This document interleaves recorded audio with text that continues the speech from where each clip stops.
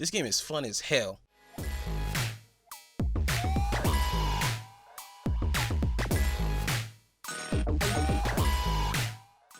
Look, let me just say this right now. If you're a fan of Streets of Rage and you haven't bought this game yet, why? What is wrong with you? This is literally everything we've wanted. Like, come on now. Come on now. You don't have this game yet? I need explanations. I need reasons. I need your address. I need to know who you are because you're messing this up for the rest of us. Why? Why did you do that?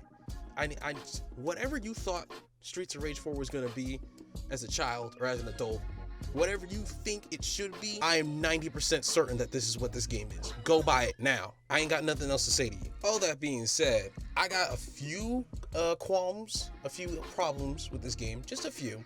We'll get into them later in this video, but we're gonna start off with the positives because like 90% of this game is good. Shit, I would argue even 95% of this game is good. But yeah, we're gonna start off with what is arguably the most important thing in the Streets of Rage game, besides, you know, the gameplay, obviously, and that's the soundtrack. And man, this soundtrack is step-parent levels of Slavage. I'm talking straight up Mike Tyson in his prime hitting. It's different. It's hitting different. You enter stage 1 and it's all like...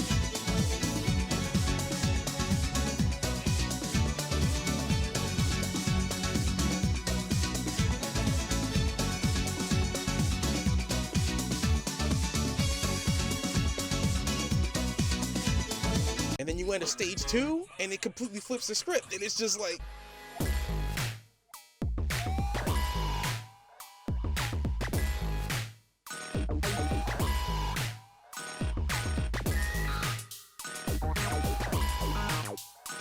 Damn! It's good. Oh, it's so good. Every song, and it just gets better. It just gets better. And if for some reason you don't like, you know, the soundtrack, you can just switch to the retro soundtrack and play all the songs from Streets of Rage 2 and Streets of Rage 3. They included all the music from the past 2 games. That's so dope. That's so dope. Yeah, it slaps. It hits pretty hard. And even like forgetting all that, if we just go into the sound effects department, each punch that lands,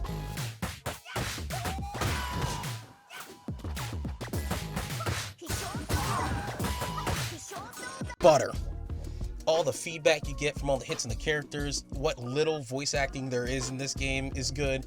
All the characters sound fine. You know, that voice acting has never been a major part of Streets of Rage. I mean, for all my life, I thought Axel was saying Santa Claus when he was doing his double forward punch. And I think it's Rising Claw, but even now to this day, I'm still not quite sure because it still kind of sounds like he's saying Santa Claus, but whatever. So before we get into gameplay, I want to just briefly talk about the art style. The art style, clean. I love the 2D animated backgrounds. They pop, they're vibrant, they're nice, they're solid, they will stand the test of time. I love the 2D animated sprites. I feel like if we're gonna, like, you know, throw sprite work completely out the window, which it seems like a lot of games are doing, you know, Samurai Showdown is in 3D now, friggin' King of Fighters is in 3D now. The only like real sprite games I think are the ones that are made by what are those dudes called? The ones that made Dragon Ball Fighters and you know, Guilty Gear. Those guys, they're the only ones that really do sprite work anymore. But if we're just gonna completely, like, you know, remove that from our mainstream game, I guess, repertoire, we gotta replace them with 2D sprites because these guys, they look great. Axel's made his full transition to swole dude. Big boy Floyd looks like he's ready to crush an elephant's skull with his biceps.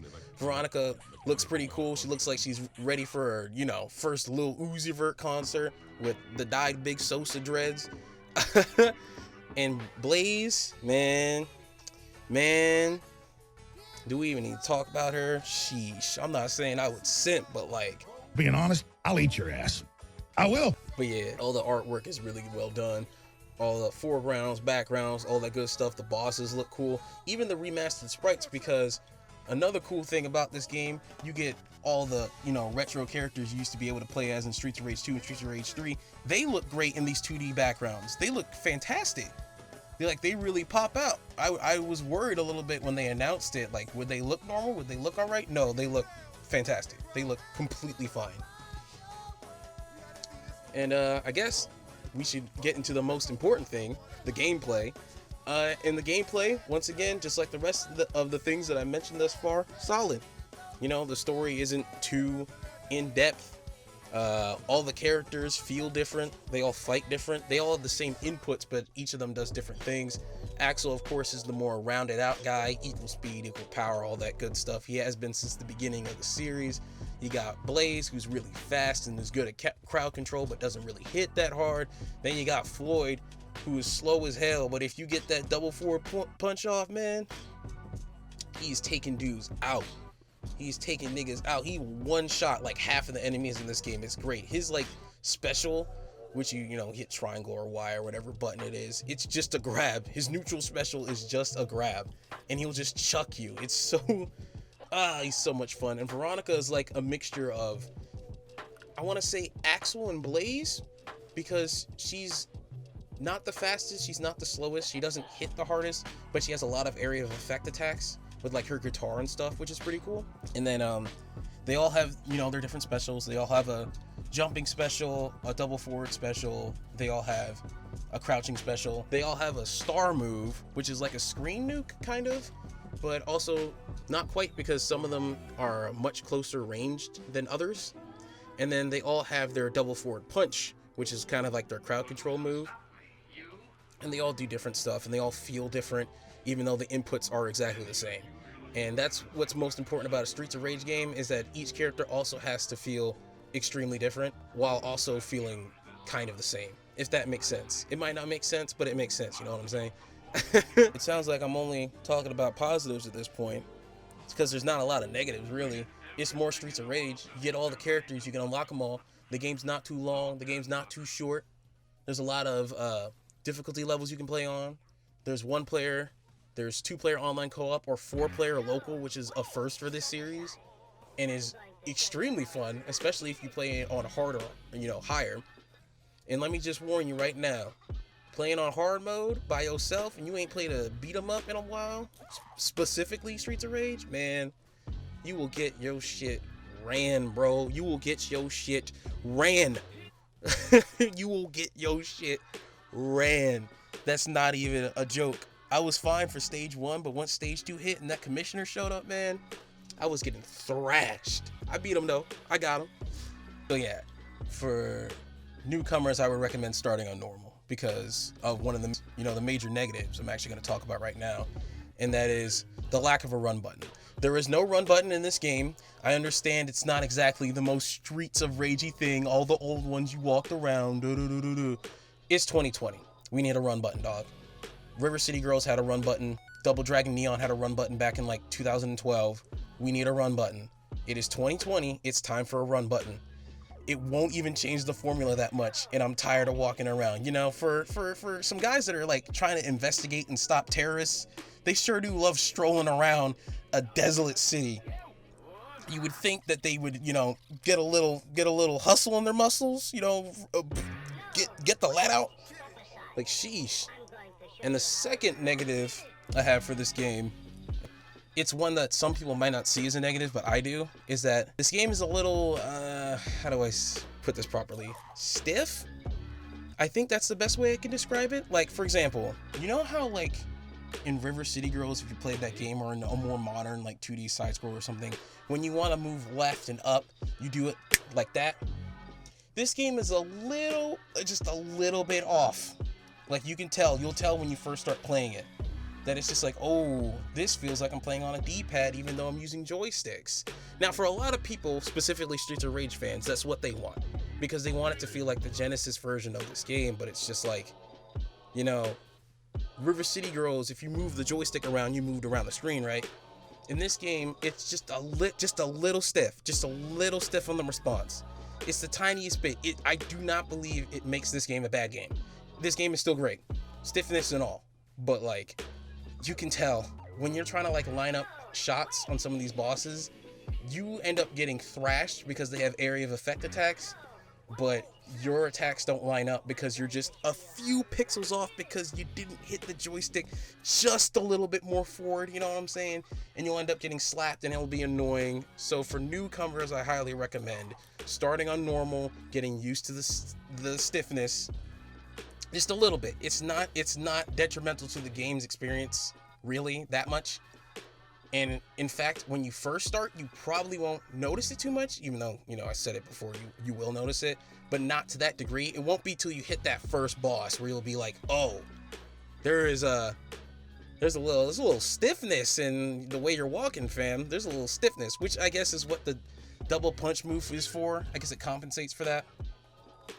But yeah, that stiffness is not cool with me at the very least. And this is coming from a longtime fan. Now, I wasn't born with these games, but I've been playing these games since I was like 7. So, you know, a good 14, 15 years, something like that. I've been playing these games. Yeah, just know that going in. There's stiffness to it. It doesn't make the game bad. Let me say that one more time. From Streets of Rage fans to the Streets of Rage community, it doesn't make the game bad. I believe this game is still like an A. It's just there. I can't act like the stiffness isn't there. We have to talk about it, because to new people who are gonna come into this game, they're gonna worry about it. They're gonna be like, whoa, it's a little off. This ain't like River City Girls. It's not. There's a little bit more stiffness, but trust me, once you get used to it, it's not even like it's there. But there is a little stiffness. We had to talk about it. But yeah, I still highly recommend this game. I don't give great number ratings on my reviews because I believe that's stupid and doesn't really, you know, portray how much I actually enjoy the game. I enjoyed this game a whole lot. I plan on going back through it with my brothers and my friends. I have multiple friends. I'm not alone. I'm not alone. At least I hope I'm not. But I plan on going back through it multiple times. I don't think I unlocked all the characters in my first run. It's a solid game. It's a solid game. I highly recommend it. Please buy it. Please show Sega that we want other series to come back. Can we get a Shinobi 4? You know what I'm saying? Can we get a Bonanza Bros 2?